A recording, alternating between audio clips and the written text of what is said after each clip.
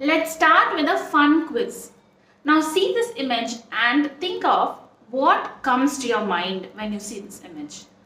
We could say an elephant and we can also say four faces. On the second image, you might see it as a person's face. But if you go in deeper, you can see that it's a street.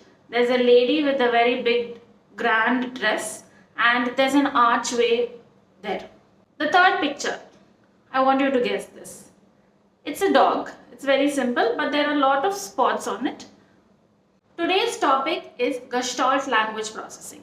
We are going to first see what it means and then how to know if your child is a Gestalt processor and how you can help them.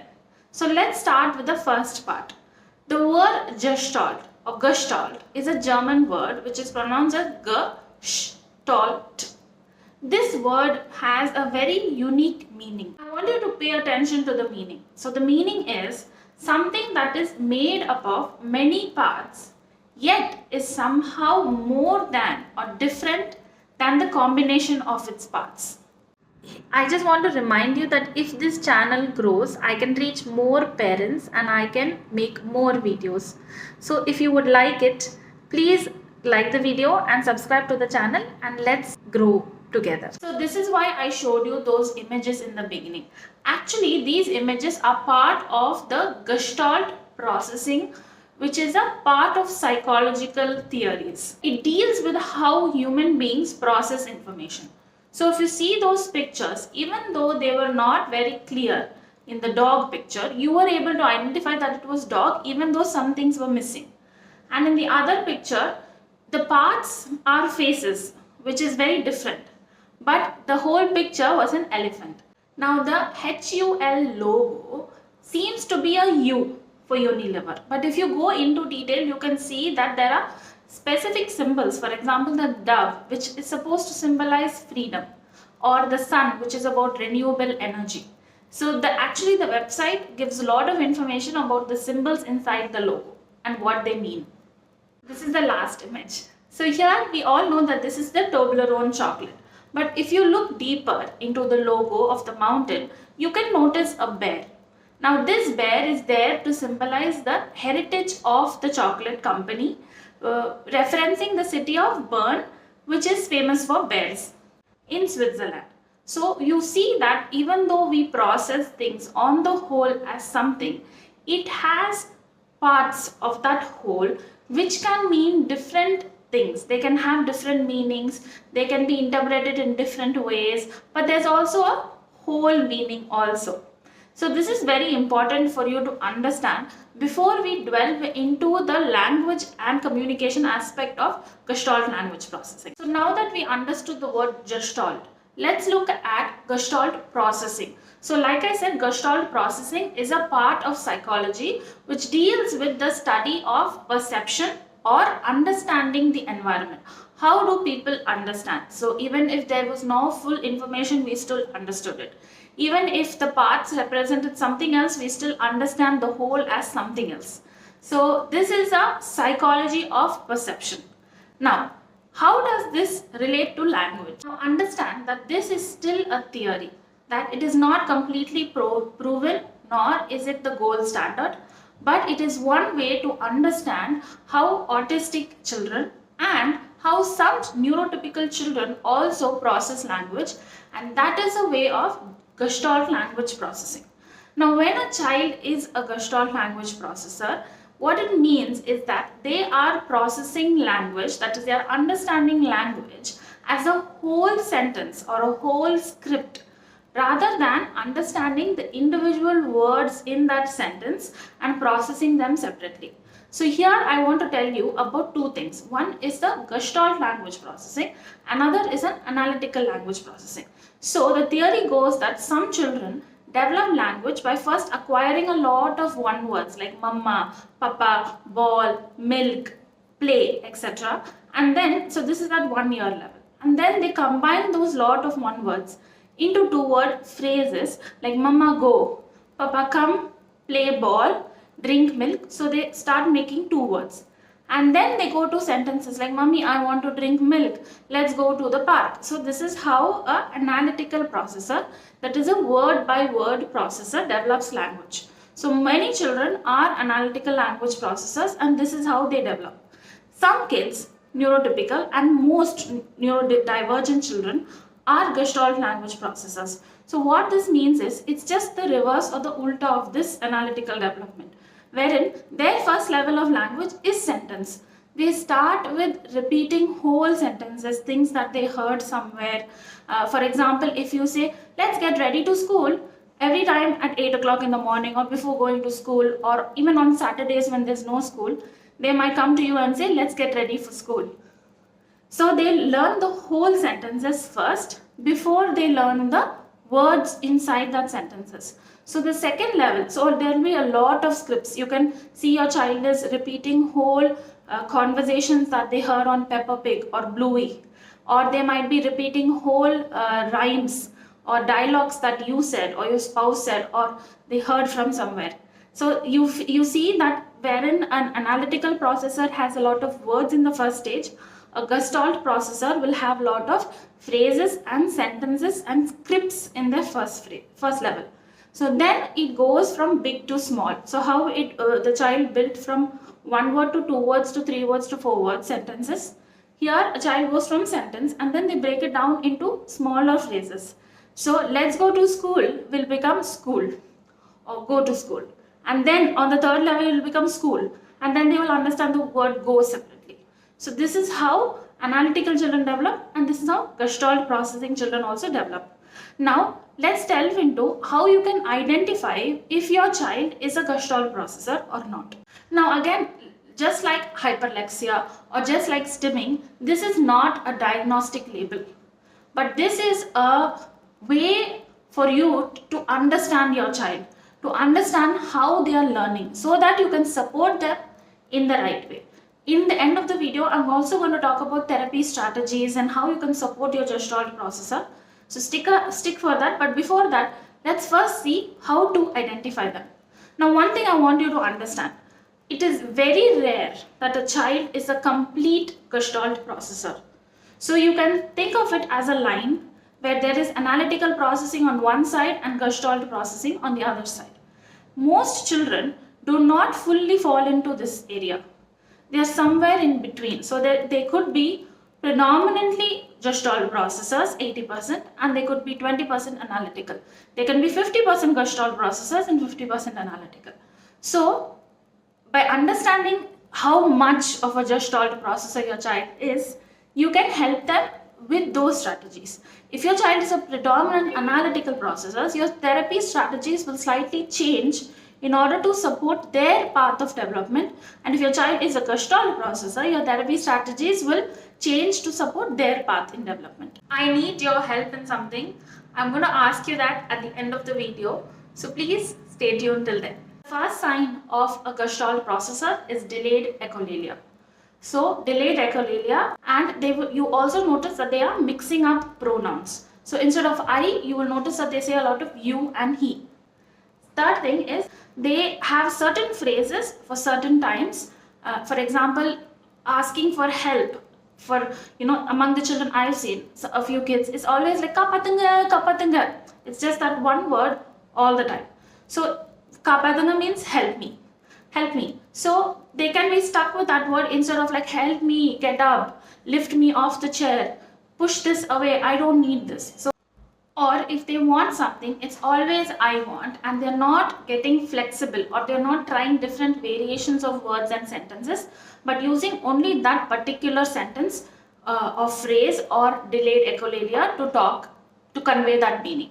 And if you notice that in their development, they started talking in long phrases, they started singing rhymes more than even before they started communicating in single words. That is, it may be easy for them to sing ABCs rather than actually saying amma, appa, go, come, etc. They love music. So you might notice that your child repeats your sentences and all these delayed echolalia phrases more if there was a rhythm to it. So if you said at one day like, I can't find my apple, and then they repeat the same thing in the same intonation, This is a good sign that your child is a Gestalt processor. I want to make a note about non-speaking children who can also be Gestalt processors. So if your child is not speaking, or if they're even speaking 5 words, 10 words, they're minimally speaking, they could also be a Gestalt processor, and understanding this can also help you. So you will notice that your child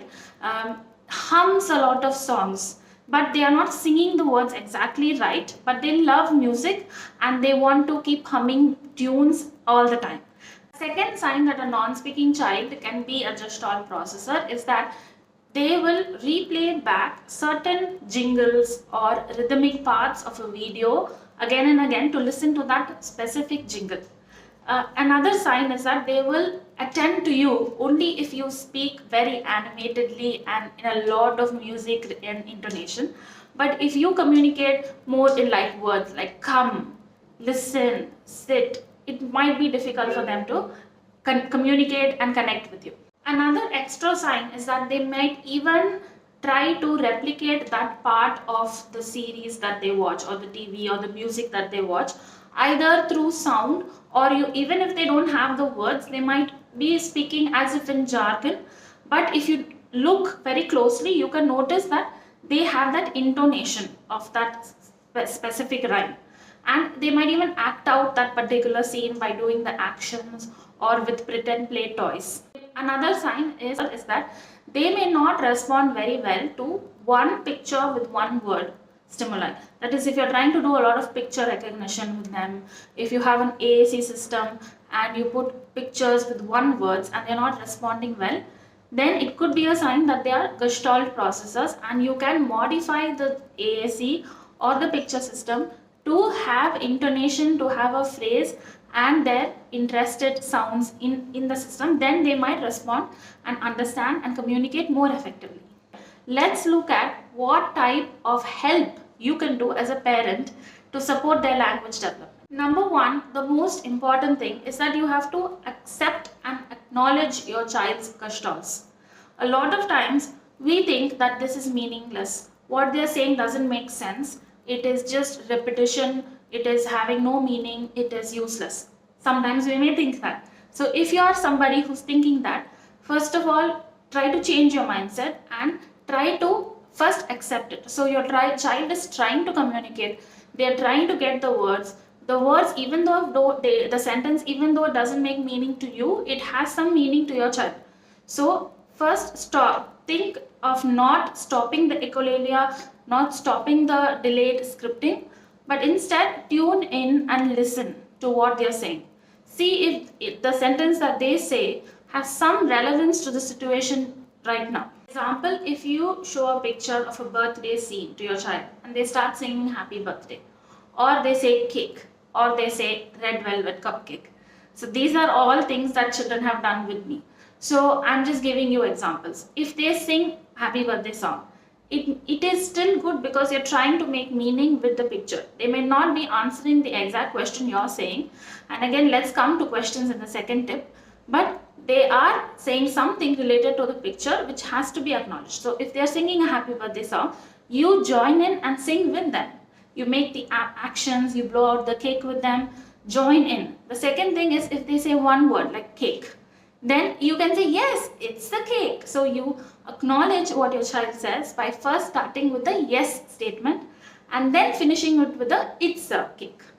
By saying, yes, you said it right, this is a cake. If your child says red velvet cupcake, because this has also happened, there's no red velvet cupcake in the picture, but the child has eaten cupcake somewhere, maybe on the way home from the clinic.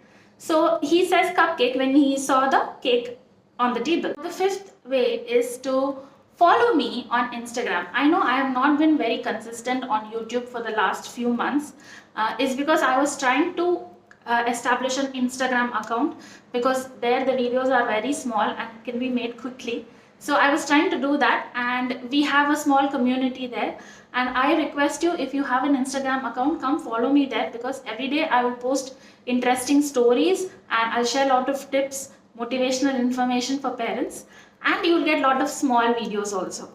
Or for the long form detailed videos, definitely YouTube is our place. But for the short form content, you can also follow me on Instagram. So make meaning with what they said by saying, oh, I ate red velvet cupcake on the way home. I like red velvet cupcake. This is cake. I also like cake. Second thing, if you notice what I did is I didn't talk in you sentences. Like you are saying like this, you like cupcake. It is your birthday. I'm speaking in I sentences. A lot of times children who do delayed echolalia or Gestalt language processing, they rely on our input to learn language. So the way you talk has to be similar or in parallel to how they process the language. So if you talk in you statements, they will think that I'm supposed to be referred to as you. So you have to talk like the child is to completely avoid questions with your Gestalt language processor and entirely rely on statements. So if your child, if let's say you want to ask your child, what is this boy doing? Directly say the answer, he is smiling. If you want to ask your child, what is the color of that penguin? You directly say, it is blue. So instead of asking your child questions about things, start describing or telling them in statements the answer to that question in your mind. You can also download our First Sentences app, which even has a set format, and you can practice these sentences again and again with your child. We've also recently included a lot of negative sentences saying I don't want, I don't like. We've included emotion sentences like I am happy, I am sad, I am surprised. We've also included some past tense sentences. So you can even practice those sentences in your daily life with your child and help them learn those communications for your Gestalt language processor. I understand that this is very new information and I've said a lot of things. Don't get overwhelmed. Start very simple. Start just being first letting your child do the scripting, do the Gestalt, acknowledging them, trying to find out the meaning. Once you have the meaning, start with simple phrases and stop questioning. Basically, that's a very simple summary of all the points I have said, and these points work. I actually worked with children from an early age when they were Gestalt processors, and also children who come to me later when they have done a lot of analytical teaching. So analytical teaching involves a lot of prompting, a lot of one word teaching. What is this? It's a ball. What is this? It's alligator. What is the color? Blue. So this type of teaching, a lot of prompting, questioning, is analytical, will work for analytical processes. So when a child is used to that, they get stuck at that one word level. And then getting an older child to make the grammar, to make the sentence, to have a conversation can be a task. So that is why it's very important you understand this and you can help your child. But don't worry, even if you have an older child, you can change the way you teach, in the way you stimulate language, and definitely they will learn. So it's a very common misconception that kids' brains are very plastic and moldable only until the 3 years of age, which is not at all true. Research is showing us that until 25 years of age, a child's brain can be moldable. But yes, it does depend on how much time has gone into the analytical way of teaching, and that can affect the child, but they can still change. Even at like 7 years, 9 years, 12 years, your child, you can start adopting the Gestalt processing techniques, and definitely you can see a change. Child's language acquisition. A lot of you message me after watching the video for one-on-one consultations, which I am doing. But the thing is, I'm getting a lot more parents who need help, and I don't have all the time to help everybody. So I'm just wondering, what would you like? What type of help would you like? Will you like group sessions where I can take like 4 or 5 of you who have similar concerns? We can address those concerns through sessions for a month, group sessions. Or will you like online courses and classes where I can take a topic, record, I can get your questions, and then on those questions I can record information for you and give it to you as a course? Or will you like a book? If I write a book about how to do speech therapy, what type of activities to do for kids, how to track your child's development, if I write a book like that, will it be helpful for you? Or what will you like it if I start a WhatsApp group wherein in the group you will get everyday tips, activities, and we can take topics specific month, like every month we can take a topic and discuss and talk about it. We can have question and answer sessions. What will you like? Let me know. Please mention if small group classes, courses, or book or WhatsApp classes will help you in the comments, please.